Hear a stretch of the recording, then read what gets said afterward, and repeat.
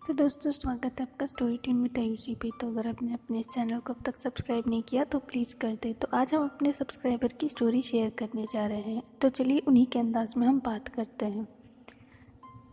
ये बात मेरे गांव की है। जब मैं छुट्टियों में गांव घूमने गया था। मेरे गांव का एक पुरानी खंडहर हवेली है जिसमें करीब 65 सालों से वहाँ कोई नहीं रहता। ये बात मुझे मेरे गांव के दोस्तों ने बताया।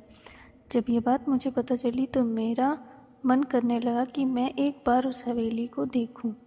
मुझे ऐसी जगहों पर जाना, उनके बारे में जानने में बहुत दिलचस्पी होती है। फिर एक दिन मैं अपने दोस्तों के साथ वहां जाने का प्लान बनाता हूँ और उस खंडहर हवेली के सामने पहुंच जाता हूँ। वहाँ दूर दूर तक कोई आता जाता नहीं था।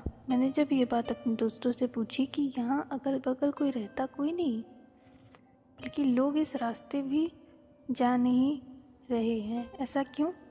तो मेरे दोस्तों ने बताया कि ये हवेली सिर्फ पुरानी और खंडर ही नहीं, बल्कि ये हवेली भूतिया और श्रापित हवेली है।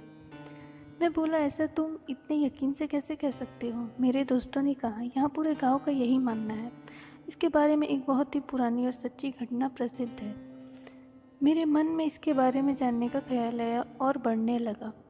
मैंने पूछा, क्या है इसके पीछे की कहानी?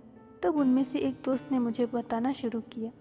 आज से करीब 65 साल पहले इस हवेली के मालिक बहुत बड़े जमींदार हुआ करते थे। उनकी एक पत्नी भी थी जो बहुत ही ज़्यादा सुंदर थी। उनका नाम सुलेखा था। उस समय ही डाकुओं के भी खौफ से लोग डरते थे। डाकुओं की टुकड़ी जिस गांव में भी घुसती थी उस गांव को पूरी तरह बर्बाद कर देती थी। एक बार डाकुओं के सरदार को जमींदार के धन और संपत्ति पे नज़र पड़ी, जिसके बाद उसने जमींदार के घर डकैती डालने की सोची। इस पर सभी डाकुओं ने हाँ कर दी। फिर एक दिन वो भी गया जो जमींदार ने कभी सोचा भी नहीं होगा। डाकुओं ने एक दिन जमींदार के हवेली पर रात में डकैती मार दी। जमींदार ने भी अपनी सुरक्षा के लिए पहले से ही कुछ सिपाही और नौकर रखे हुए थे जो डाकुओं की हवेली पर आने पर उनसे लड़ पड़े।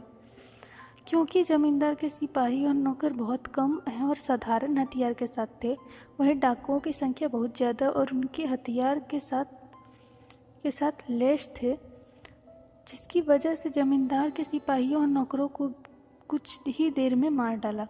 ये सब जमींदार देखने के बाद सोचा, इससे पहले कि डाकू हवेली का दरवाज़ा तोड़कर अंदर घुस जाएं, उससे अपनी पत्नी और खजाने को छुपा देना चाहिए। फिर उसने उस खजाने को एक हवेली के किसी खुफिया जगह पर छुपा दिया और अपनी पत्नी को एक कमरे में अंदर बंद कर दिया और खुफिया कमरे में छुपा दिया और बाहर से कमरा बंद कर दिया। इसके बाद कुछ ही देर में डाकू हवेली का दरवाज़ा तोड़कर अंदर घुस गए, जिसमें जमींदार की मौत डाकुओं के हाथों हो गई। पर जमींदार ने मरते मरते अपने खजाने का पता उन डाकुओं को नहीं बताया। डाकुओं ने खजाने को बहुत खोजा पर वो उन्हें कुछ नहीं मिला। फिर डाकू वहाँ से हवेली की कीमती सामान को लेकर वहाँ से चले गए। पर जमींदार की पत्नी, जो कि खुफिया कमरे में बंद थी, उसका पता किसी को नहीं था। उसकी पत्नी बहुत चिल्लाई, लोगों को बुलाने की कोशिश की, कमरे के दरवाजे को तोड़ने की कोशिश की, पर वो अंत तक कुछ नहीं कर सकी और भूख प्यास से वो तड़प तड़प कर वहीं मर गई।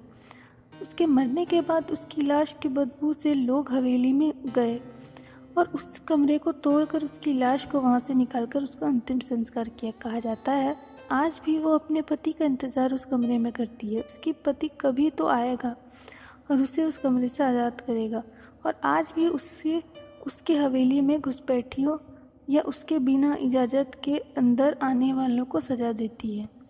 मैंने अपने दोस्तों की ये कहानी सुनी, उन पर विश्वास नहीं किया। मैंने पूछा, क्या यार तुम लोग भी ना कब की बात आज तक लेकर बैठे हो? इसका कोई सबूत है तुम लोगों के पास?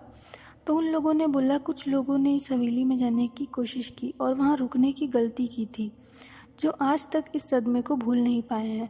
मैंने पूछा, ऐसा क्या हुआ था उन लोगों के साथ हवेली में?